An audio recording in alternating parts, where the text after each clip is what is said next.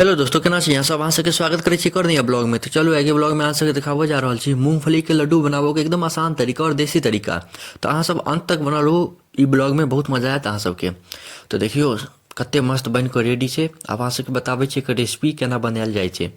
तो देखियो सबसे पहले मूंगफली 1 किलो लऽ लेलिए, खरीद लेलिए। 100 रुपये किलो हमरा देलक, 1 किलो मूंगफली छै।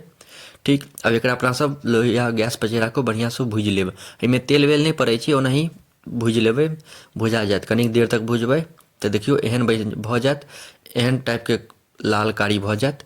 तऽ एकरा उतारि लेब, निकालि लेबै। ई आधा देने रहिए मूँगफली, तऽ देखियौ कते बढ़िआँ भऽ गेलै, भुजा गेलै। एम्हर आधा जे बचल रहै सेहो आब एकरा भूजि लेबै बढ़िआँसँ। देखियौ एकरो बढ़िआँसँ सबसँ पहिले भूजि लेब। सबसँ पहिले काज छै भुजनाइ। एकरा भूजि कऽ एकरो निकालि लेलिए, दोसर जे देने रहिए आधा जे बचल रहै। एकरा आब छोड़ा लेबै, दू फाँक कऽ देबै। ठीक, देखियौ दू फाँक कऽ देलिए। आब एकर छिलका सब जे निकलल रहै ओकरा फटकि कऽ सब गन्दा सबके हटा देबै। देखियौ एकदम बढ़िआँसँ क्लीन दू फाँक कऽ लेलिए, छिलको सब हटि गेलै। कतेक नीक लगै छै देखैमे एखने। देखियौ कतेक मस्त तैयार भऽ गेलै। ठीक, ई सब तैयार भऽ जायत। ओहिके बाद एम्हर ई चूल्हापर ई की कहै छै गैसपर जाहिपर हुए, लोहियामे एतेक पानि दऽ कऽ गुड़ एतेक जतेक जाहि हिसाबसँ देखाबै छै ओहि हिसाबसँ गुड़ दऽ देबै। देखियौ एतेक एगो पैघ देबऽके छै आओर कनिक टाके आओर देबऽके छै। ई जे 1 किलो बनेबै ने, 1 किलोके मूँगफलीमे एतेक गुड़ लागत, देख लियौ। ठीक, ई दऽ देबै। ओहिके बाद आरामसँ एकरा बरकऽ देबै। देखियौ एतेक देर तक आरामसँ बरकऽ देबै। कनिक एहिमे टाइम लागत, गुड़के पाक बनऽमे टाइम लगै छै। तऽ एकरा आरामसँ देखाबै छी कखन एकरा निकालऽके छै सेहो बता दै छी। अहाँसब अन्त तक बनल रहू। देखियौ कतेक मस्त अथी भऽ रहल छै। अब एकरा पानिमे एना धऽ कऽ देख लेब जे टुटैए कि नहि। पहिले एना कऽ कऽ फेर निकालि लेब, टुटैए कि नहि। देखियौ एखनहु कनिक टाइम छै, कनिक आओर हुअ देबै। देखियौ कनिक समय छै, कनिक देर आओर पकऽ दियौ। तऽ आब लगभग भऽ गेलैए। आब देख लियौ एहन जे भऽ जायत तऽ आब एहिमे ओ खसा देबै मूँगफली जे छोड़ा कऽ रखने रही। आब एकरा खसा लेब, बढ़िआँसँ मिला लेब। ठीक छै, देखियौ अब गैस बंद कऽ देबै। ठीक, आ बढ़िआँसँ एकरा मिला लेब जल्दी जल्दी, जे किएकि सेरा जायत ने, तऽ जल्दीसँ जल्दी एकरा मिला लेब। देखियौ एकदम बढ़िआँसँ मिलाएब जे टूटै फूटै नहि। हाथसँ नहि मिलाएब, गरम हैत तऽ छोलनीसँ मिला लेब। अगर छोलनीसँ नहि हैत तहन हाथोसँ मिला सकै छी। देखियौ बढ़िआँसँ मिला लेब, एकदम बढ़िआँसँ, जे हर मूँगफलीके दानापर गुड़ आबि जाए, एतेक बढ़िआँसँ मिलाबऽके छै।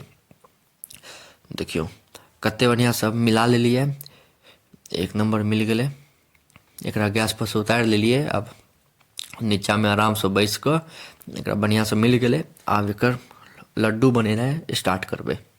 तऽ चलू अहाँ सबके देखाबै छी एकर लड्डू केना बनायल जाइ छै, शेप केना देल जाइ छै लड्डूके। बहुत आसान तरीका छै। तऽ देखियौ एना कनिक लऽ लेब, एना एना गोल बना देबै आ धेने जेबै। देखियौ बर्तनमे धेने जायब, एना एना गोल बना कऽ। कतेक मस्त बनलैए। जतेक जाहि हिसाबसँ गुड़ बतेलहुँ यऽ, गुड़के पाक ओहि हिसाबसँ देबै। देखियौ कतेक मस्त गोल गोल बनि रहल छै, एक नम्बर। मुँहमे पानि आबि गेलै देखि कऽ। खाइमे तऽ आओर मजा आयत, एक नम्बर लागत। अहाँसब जरूर एकबेर घरपर ट्राइ करब। आब पूरा बनि जाइ छै तऽ सेहो अहाँ सबके देखा देब। देखियौ कतेक मस्त, बहुत आसानी तरीकासँ बनै छै। तऽ कनिक जल्दी जल्दी बनायब जे सुखाय नहि। देखियौ कतेक मस्त बनि रहल छै, आ जल्दी जल्दी बनायब। कनिक देख रहल छियै एतेक छै तऽ जल्दी जल्दी बनाबऽ पड़तै। तऽ की गलती कऽ देने रहिए, पेपरपर धऽ देने रहिए, पेपरपर चिपकऽ लगलै। तऽ फेर दिमागमे भेलै जे पेपरपर चिपकि जेतै, पेपरके साथे उधड़ि जेतै। तैँ एकरा ओइ बर्तनमे धऽ देलिए, एहिमेसँ उधड़ि जेतै। ओना पेपर ओहिमे चिपकिए जेतै।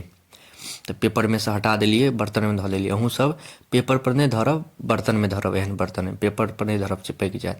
तऽ देखियौ आब कनिक बचलैए। एहिमे की भेलै, इएह बर्तनमे राखि देलिए से चिपकि गेलै अथीमे, लोहियामे। तऽ लोहियाके फेर गैसपर चढ़ेलिए, फेर पिघलेलिए तऽ फेर भेलै।